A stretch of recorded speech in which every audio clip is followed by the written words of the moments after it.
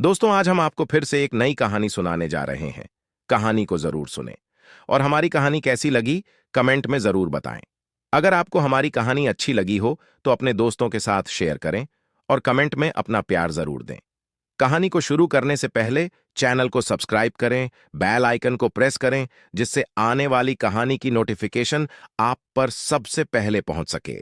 गम नहीं किसी बात का, जो जिंदगी में लिखा है वही होगा। कली रही तो फूल खिलेंगे और जिंदगी रही तो फिर मिलेंगे। दोस्तों कहते हैं, ऊपर जिसका अंत नहीं उसे आसमां कहते हैं, और नीचे प्यार का अंत नहीं उसे मां कहते हैं। एक मां की फिर से नई कहानी। एक समय की बात है। एक शहर में एक मकान मालिक रहता था। मकान मालिक बहुत ही सीधा और सरल स्वभाव का था। कुछ समय बाद मकान मालिक के पास कुछ किराएदार आए। किराएदार बोले, हमें कमरा चाहिए। मकान मालिक बोला, कमरा है, पर इतने रुपए में है। तो किराएदार बोले, ठीक है, हमें कमरा पसंद है। जब वे लोग 2-4 दिन कमरे में रहे, फिर उनके परिवार के और भी लोग आ गए। फिर वह कहने लगे कि हम आपके साथ ही खर्चा कर लेंगे। मकान मालिक बोला, कोई बात नहीं है। मकान मालिक बहुत सीधा स्वभाव का था। उसने कुछ भी नहीं कहा और सबको अपने साथ रखने लगा। धोखा देने वालों को कभी भी परमात्मा माफ नहीं करता है। कुछ दिन बाद किराएदारों ने कुछ ऐसी बात कही कि मकान मालिक को अच्छी नहीं लगी और वह कहने लगे कि रुपए कुछ ज्यादा है। तब मकान मालिक बोला, जब तक आपको रहना है आप रह सकते हो, मुझे कुछ नहीं चाहिए। दोस्तों, इस कहानी को आप बहुत ही संज्ञान में रखना। कभी भी किसी को धोखा मत देना, क्योंकि धोखा तो इंसान देता है और परमात्मा उसका हिसाब करता है। फिर आगे देखिए इस कहानी में क्या होता है। दोस्तों, फिर एक रात वे सभी किराएदार मकान मालिक का मकान छोड़कर रात में ही चले गए। दोस्तों, मकान मालिक ने सुबह उठकर देखा तो वहां पर कोई नहीं था। मकान मालिक सोचने लगा कि मालिक, मैंने ऐसी कौन सी गलती कर दी जो सभी लोगों के लिए रात में ही उठकर जाना पड़ा। अब वे कहां पर होंगे और किस हाल में होंगे। दोस्तों, आगे देखो इस कहानी में क्या होता है। परमात्मा सबका हिसाब रखता है। उनके परिवार में 5 लोग थे।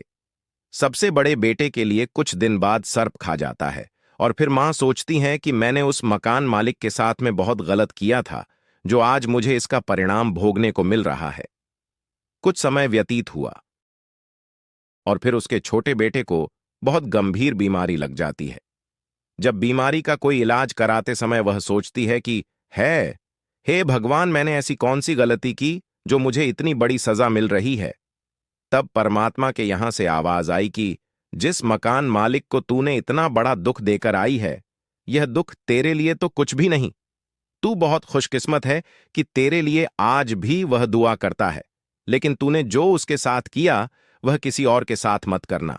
उसी की दुआ है जो तेरा बेटा आज जिंदा है, वरना सर्प बहुत खतरनाक था। डसने के बाद 7 मिनट बाद मनुष्य मर जाता है। पर तू उसको धोखा देकर आई, पर उसकी आत्मा ने तुझे धोखा नहीं दिया।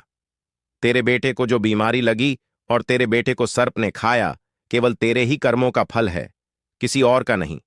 इसलिए कभी जीवन में किसी के लिए दुख मत देना, कभी भी किसी का बुरा मत सोचना। इतना कहकर कि परमपिता परमात्मा स्वयं प्रकट हो जाते हैं और कहते हैं कि बेटी, मेरे लिए तो इतनी ही तू है और इतना ही वो है, लेकिन तेरे लिए वह अभी भी दुआ करता है। लेकिन तूने एक बार भी उस बेटे के बारे में नहीं सोचा कि पीछे से बेटे का क्या होगा। दोस्तों, मां बनना तो बहुत ही आसान है, पर बेटा बनना बहुत ही मुश्किल है। दूसरे का बेटा हमारे लिए अपने प्राणों की बाजी लगा दे, लेकिन हम उसको नहीं समझ सकते। लेकिन अपना बेटा अगर झूठ ही बोल दे कि यह हमारे साथ बहुत गलत कर रहा है, तो हम उसे अपनी आत्मा से निकालकर फेंक देते हैं। बाद में हम ये भी नहीं सोचते हैं कि हमारी इतनी मदद की है, बाद में उसका क्या होगा। दोस्तों, कल की कहानी में आपने सुना कि अपना बेटा छोड़कर चला गया और अनजान व्यक्ति ने मां का हाथ थाम लिया। दोस्तों, कुछ लोग अपने और पराये में अंतर सिखा देते हैं। आज इस कहानी में इतना ही। दोस्तों, आपको हमारी कहानी कैसी लगी हमें कमेंट बॉक्स में जरूर बताना और हर हर महादेव लिखना नहीं भूलें। दोस्तों, इस कहानी में अगर कोई गलती हो गई हो तो हमें कमेंट बॉक्स में बताना। हम उस गलती का सुधार जरूर करेंगे। परमात्मा कहता है कि हमें कभी भी किसी को धोखा नहीं देना चाहिए। जो लोग धोखा देते हैं वह पाप कुंभी नरक में जाकर दुख भोंकते हैं। दोस्तों, हमारी कहानी को पूरा देखने के लिए आप सभी लोगों को बहुत बहुत धन्यवाद। दोस्तों, आज आपको हमारी कहानी कैसी लगी कमेंट में जरूर बताएं। अगर आपको हमारी कहानी अच्छी लगी हो तो अपने दोस्तों के साथ शेयर करें और कमेंट में अपना प्यार जरूर दें। चैनल को सब्सक्राइब करें, बेल आइकन को प्रेस करें, जिससे आने वाली कहानी की नोटिफिकेशन आप पर सबसे पहले पहुंच सके। राधे राधे।